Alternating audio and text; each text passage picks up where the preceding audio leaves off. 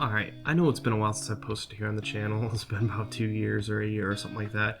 And the last thing I posted about where I'm at, what I'm doing, was when I lost my job at Amazon twice. Lost the same one twice somehow. Don't ask how it is. There's a video about it and how it explains how that happened. But for this video, I have done 2 different types of jobs. I've worked 4 different jobs in that time, but 2 different types of fields in that time. One of them I worked for a year, which was building golf clubs, and the one that I'm doing currently, which is HVAC work. And the reason why I stepped on, I made a decent amount of money doing, I would say, an unskilled labor, building golf clubs. And now I've taken a side step to do HVAC. And I'll be honest, the pay, like I thought the pay would be better. No, not. It's not. The base pay isn't even as good as what I made doing what I did. And I'll be honest, I regret going into it. And so I started to look. I thought there was a shortage on workers who do what I'm doing now. And I found a video, and I kind of wanted to go over the video and kind of hit on some key points that the video talks about, and kind of expand on what they're saying, because I kind of understand why there's a shortage, and this is open for discussion. This isn't just me saying, hey, this is how it is, this is what I see. I absolutely discuss it below in the comment section, and I will respond to pretty much every comment I see down there.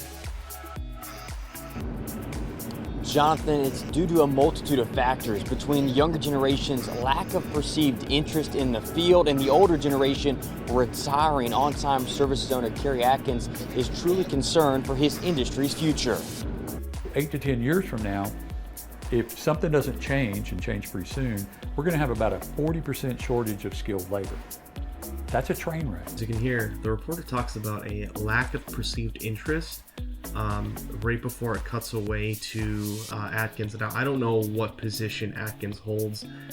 Either I'm not too astute to see it, or it doesn't list what position he holds in the trade. Whether or not he's a manager, he's an active technician, he's a business owner. It doesn't say. But he talks about a 40% loss in work, essentially the workforce in the skilled trades, and that includes plumbing, HVAC, and electricians. Atkins says the average age of plumbers, electricians, and HVAC technicians is about 57 years old. They estimate that within the next 10 years, 22% of the people that are doing it today won't be doing it anymore because they'll be dead or retired. The industry is growing at 15 to 20% a year, according to Atkins. Now, a couple of things I want to mention here. They talk about a 20% growth, and that's not in the amount of people who are becoming HVAC techs. That is the amount of workflow that's needed. That's 20% year by year. So every year there's another fifth of work that needs to be done by the technicians who are already in the field, or the technicians who are coming into the field.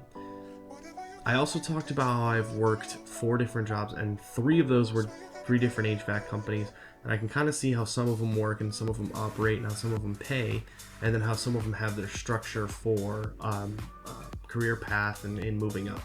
And I will touch base on each of those here momentarily, but I'm going to go ahead and let you watch some of this video, and we'll talk about some of the other key points.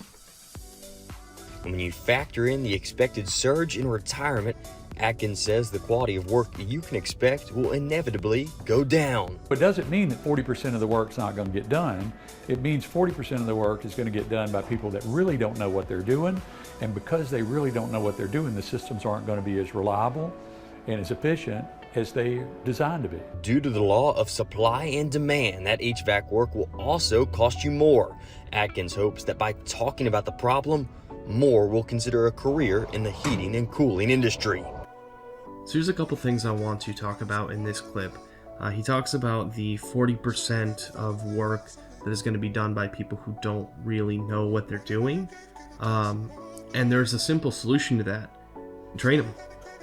Take the risk. If businesses are about taking risks, why aren't businesses training people, or taking people who are willing to do this and training them? Letting them ride along with their technicians for a little bit, see if they can do the workflow or handle the work style, and then allow them to be trained. I don't know why companies aren't doing that. I understand it's a lot of money put into it, but if he's talking about that it's going to cost more to do the trades as it is, Why aren't they putting that money back into training somebody and having a second technician on the road to do more of that expensive work than having one? And a lot of the all 3 companies I work for, you got about 2 days of training and then you were on a truck by yourself. And it doesn't matter if you spent 4 hours on a call changing out something super simple, or if you were at an hour at a call changing out something super simple. You were only getting, for most of the companies, for the 2 of the companies I work for, you were only getting paid a certain amount for that call. That's it. You weren't going to get paid hourly for the other 3 hours.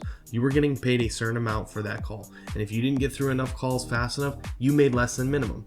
But they also didn't train you to get to the point where it won't take you 4 hours. And I'm not saying it took me 4 hours to get to each call, but when I was given 2 hours of training and then sent out on my own, it frustrated me. I mean, I figured it out, and I went through 3 or 4 calls my first day, which is decently impressive. But that's because I wanted it. I want it more than any of the technicians who are out on the road making $30,000, $40,000, $50,000 a year. I'm not making that, and I want it more than they do. So it's not a work shortage, it's that people don't know how to spend their resources. And this has happened at 2 of the companies I work for. The 3rd company is the best company I've worked for out of all 3 of them, but I still don't make enough to make my car payment and do what I need to do. And I want it more than any of them. I work harder and I come home and I research everything that I need to know about this field, and it still isn't going to pay off because I don't take advantage of people. I'm an honest worker and I can't take advantage of people. And because of that, because I don't go out there and try to sell people coil cleanings and all of these things that they hear he talks about $100,000 a year is reasonable. Yes, if you're selling to customers, if you're upselling them to this or that, if you're doing your job, you aren't going to make $100,000 a year. Unfortunately, you are not. Hard work does not pay off. It's hard work and people skills, or hard work and luck. If you are unlucky and you are hard worker, you will not get money out of this career or any of the careers in blue collar. That includes auto mechanics, that includes plumbers, that includes electricians. And this is why when you first start, you're figuring out how to actually do your job because nobody trained you, because it's not beneficial for a company to do that or to give you the tools needed. You have to buy your own tools. And that's why people aren't going to go into this. You have to pay for schooling. You have to pay for your tools. It all adds up, and that's why there's a shortage, because people don't want to invest in people. And when people see that, they go to a place that will invest in them, and doesn't take as much to get into it. Like, I made more at Amazon than I make now.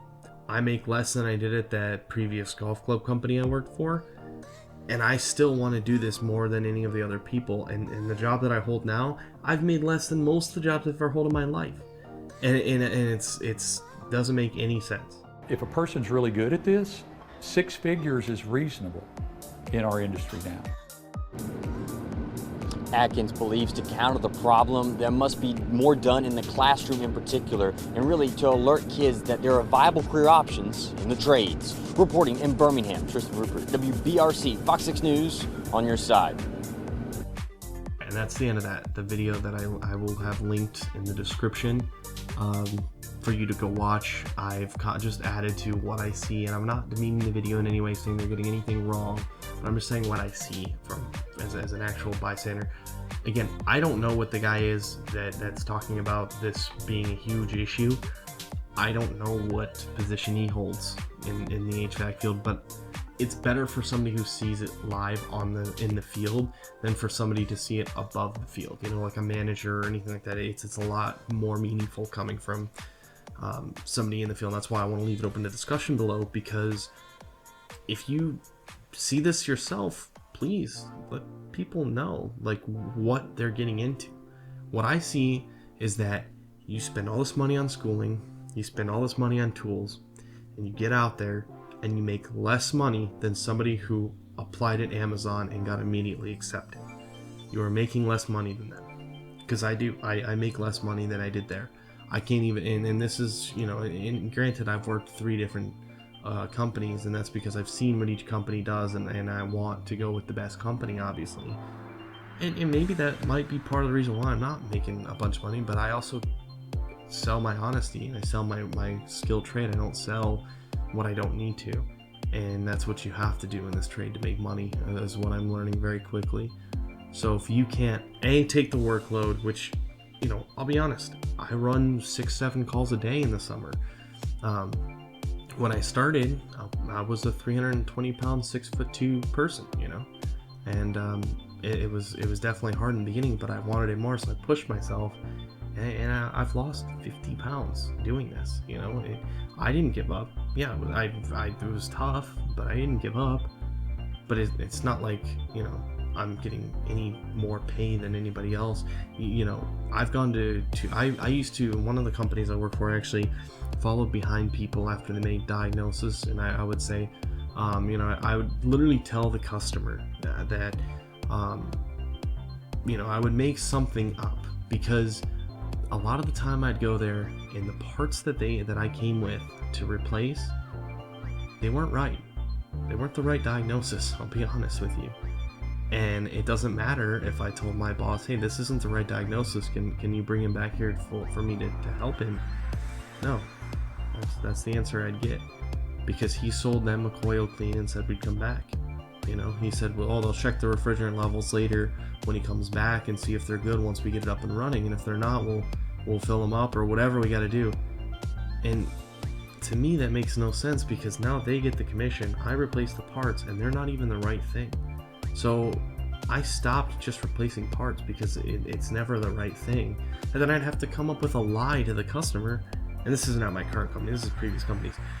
I'd have to lie to the customer, straight face lie to the customer, and tell them that something else failed because of X reason, it's an old unit, and then I was instructed to try to sell them a new unit every time. In my opinion, if people can't pay a $500 deductible on their car, you know, their car insurance, if they have an accident, what makes you think they're going to shell out 10 grand on a new unit? You know what I mean? It may not have been 10 grand all the time, but average it was 10 grand at that company. How are they going to just buy that? And then even if I did, I'll be honest, I'm not really supposed to disclose how much I was supposed to make, but I'd make $150. That's it. So I spent all that time. You get paid by call. So if it took you an hour to sell that unit, you get $150, which is decent for the hour. But a lot of the time you'd get a no, or I don't have that kind of money, or something along those lines. And you spent all that time, and now it's wasted. And you don't get paid for that. You just get to go to less calls. That's the reality of it, unfortunately. Somebody else came before you. If you want to be a fix-a-tech, you're not going to make it. If you want to be a sell-a-tech, you'll probably make more money. But then if that is the way that we look at it and the way that we allow it to continue to go, then it's just going to be a bunch of sell-a-techs who can't fix anything. And that's the problem where we're getting. It's not a you know, that the people don't know what they're doing, so they don't want to learn. They don't want to learn how to do it right, because if they spend the time to learn it right, then that's a lot of the time out of their hands that they lose. But they're already making money because they're selling these things that people don't need, and then just not even knowing what they're doing with the unit, and they don't even do the work they sell right. That's the issue. That's the reality of it, unfortunately. And you do all of that when you could just go work Amazon or become a club builder and make more money.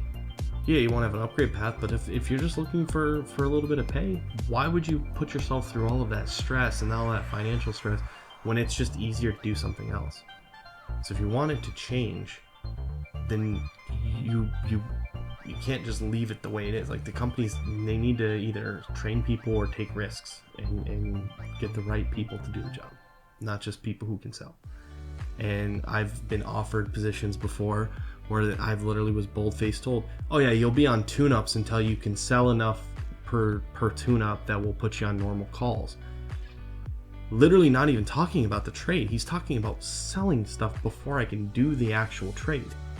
That's the reality of it. Like, if you had even a year experience in this and you tried to put your application places, you'll get the same thing told to you, because they just want people who can sell. They don't want people who can work, people who can fix the problem. That's not what companies want. They want somebody who can go, even if they screw it up, they'll have one fix-it-tech and 7 selling techs, and that is how a company wants to operate. Until something is changed about it, that is how it will continue to go. It is nothing about people not wanting to do it. It's not about, the classroom. It's none of that. The reporter talked about the classroom, And it's not a lack of interest in it. It's that's the reality of it. If you want to do it, you won't make money if you're an honest person, unfortunately. And that's going to create an atmosphere where it's best to just not be an honest person to make money. That's all I have to say about it. Leave your comments down below. I respond to every comment that's down there. I appreciate you guys watching. All right, thanks. Bye.